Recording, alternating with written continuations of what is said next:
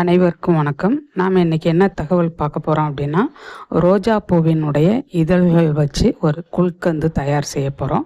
அதுக்கு அந்த பூவோட இதழ்களை நல்லா காம்பில் இருந்து எடுத்து சுத்தம் பண்ணிவிட்டு, அதை நல்லா தண்ணியில் போட்டு அலசி எடுத்து ஒரு மிக்ஸி ஜாரில் சேர்த்து, அது கூட ஒரு 3 ஏலக்காய் சேர்த்து நல்லா மைய அரைச்சிக்கலாம்.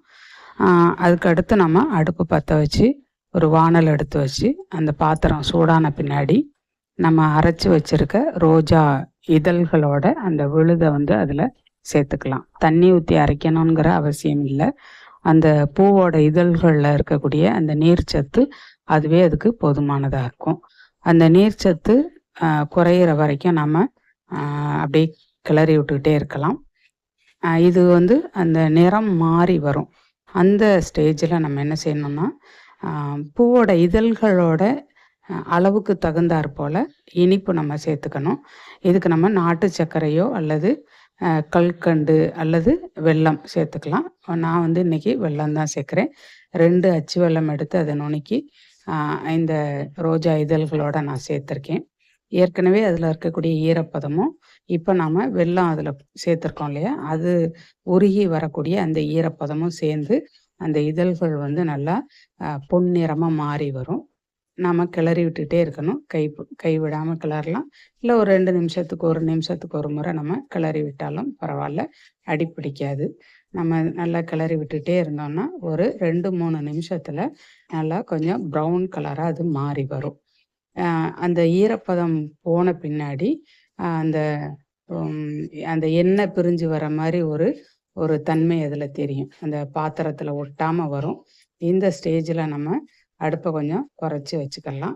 நல்லா கிளறி விட்டுட்டே இருப்போம். எல்லா ஈரப்பதமும் நல்லா குறைஞ்சி சுருண்டு வரும்போது நம்ம அடுப்பை குறைஞ்ச தீயில் வச்சுருக்கிறதுனால அடிப்பிடிக்காது. நம்ம கிளறி விட்டுட்டே இருக்கலாம். இப்போ நம்ம சரியான பதத்துக்கு வந்துருச்சு. நம்ம அடுப்பை ஆஃப் பண்ணிக்கலாம். அடுப்பை ஆஃப் பண்ணிவிட்டு அந்த குல்கந்து ரெடி ஆயிடுச்சு இல்லையா, இதை நம்ம ஒரு சில்வர் பாத்திரத்துக்கு நம்ம மாற்றி எடுத்துக்கலாம். எடுத்து ஆற வச்சு நம்ம சாப்பிடலாம். ரொம்ப சுவையாக இருக்கும். இது எதுக்காக நம்ம செஞ்சு சாப்பிடணும் அப்படின்னா, நம்ம உடலில் இருக்கக்கூடிய சூடு தனியும், உடம்புல இருக்கக்கூடிய தேவையற்ற அந்த வெப்பம் வந்து குறைஞ்சி உடலுடைய வெப்பநிலை வந்து சீராக இருக்கும். உடலில் நமக்கு வந்து கழிவுகள், அதாவது நம்ம உண்ட உணவு வந்து செரிமானமாகி அது வெளியில் போகாமல் தேக்கமாக இருந்ததுன்னா அந்த மலச்சிக்கல் பிரச்சனையை கூட இது தீர்க்கக்கூடிய தன்மையுடையது. இந்த அளவுக்கு ஒரு மருத்துவ குணம் நிறைந்த இந்த ரோஜா இதழ்களை பயன்படுத்தி இந்த குல்கந்து நம்ம வீட்டிலேயே தயார் செய்து குழந்தைகள்ல இருந்து பெரியவங்க வரைக்கும் எல்லாருமே சாப்பிடலாம். இதை கடையில் நம்ம வாங்கி சாப்பிடணுங்கிற அவசியம் இல்லை. வாரத்துக்கு ஒரு முறை நம்ம வீட்டில் செஞ்சு சாப்பிட்டு வாங்க. ரொம்ப அருமையாக இருக்கும். நன்றி, வணக்கம்.